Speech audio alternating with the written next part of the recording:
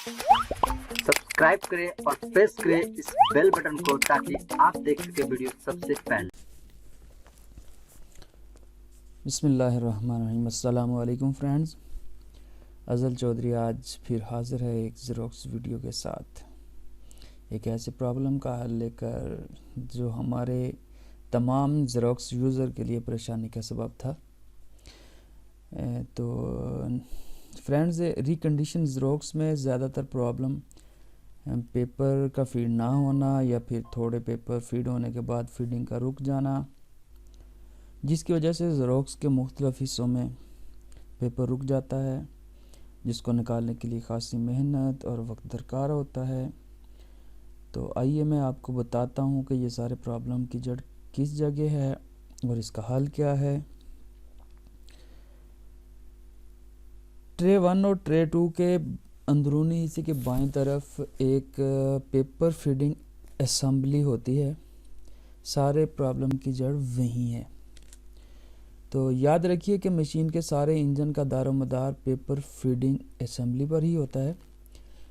फ़र्ज़ कर लें कि अगर मशीन मुकम्मल तौर पर काम कर रही है, सिर्फ पेपर फीडिंग नहीं हो रही, तो मुकम्मल मशीन नाकाम है, क्योंकि कॉपी तो तब भी होगी जब पेपर फीड होंगे। जब पेपर फीड ही नहीं होंगे तो ये प्रॉपर वर्किंग ही नहीं हो सकेगी, मशीन का प्रॉपर वर्क करना रुक जाएगा। तो दोस्तों, पेपर फीडिंग असेंबली जो होती है, ये ट्रे 1 और ट्रे 2 को निकालने के बाद आप इसको देखेंगे कि इसके बाईं तरफ लगी होती है।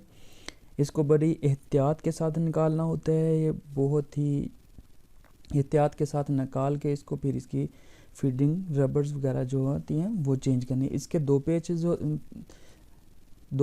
होते हैं, जिसको खोलकर आप इसको बआसानी बाहर निकाल सकते हैं। याद रखिए कि पेज खोलते वक्त जो पेपर फीडिंग असेंबली है वो फ्री हो जाती है, और इसके लास्ट में जहाँ मोटर लगी होती है और गियर लगा होता है, वहाँ पर एक ग्रिप, तार वाली ग्रिप लगी होती है, जो वायर आती है मोटर को, और सेंसर भी लगा होता है। यहाँ पर इसको बड़ी एहतियात के साथ इस ग्रिप को खोलना है, और इस ग्रिप को खोलकर आपने बड़ी एहतियात से पेपर फीडिंग जो आपका असेंबली है इसको बाहर निकाल लेना है। और उसके बाद ये सारा काम होगा कि जो इसकी में हमने चेंज करनी है पेपर फीडिंग रबड़ जो आती हैं, या पेपर पिकर रबड़ जिसको कहते हैं, वो हमने, जैसा कि आप वीडियो में देखेंगे कि वो कैसे हमने चेंज करनी है। इसका तरीक़ाकार जो है वो बहुत ही आसान मैंने किया है, ताकि आप दोस्तों को बड़ी आसानी से समझ आ सके।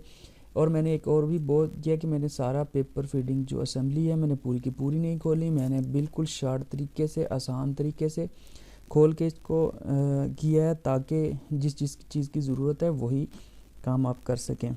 दरअसल पेपर पिकर असेंबली में जो पार्ट्स होते हैं मैं उनके बारे में बताना चाहता हूँ। इसमें एक जो जिसे मुकम्मल जिसमें रबड़ें वगैरह होती हैं, इसको पेपर पिकर असेंबली कहते हैं। एक अदर शाफ्ट होती है जो पेपर फीड घूमती है, और एक इसमें पिकर रूलर होते हैं, सेंसर होते हैं, और सेंसर जो आपको बताते हैं कि पेपर इसमें है नहीं है, लो तो नहीं हो गया पेपर।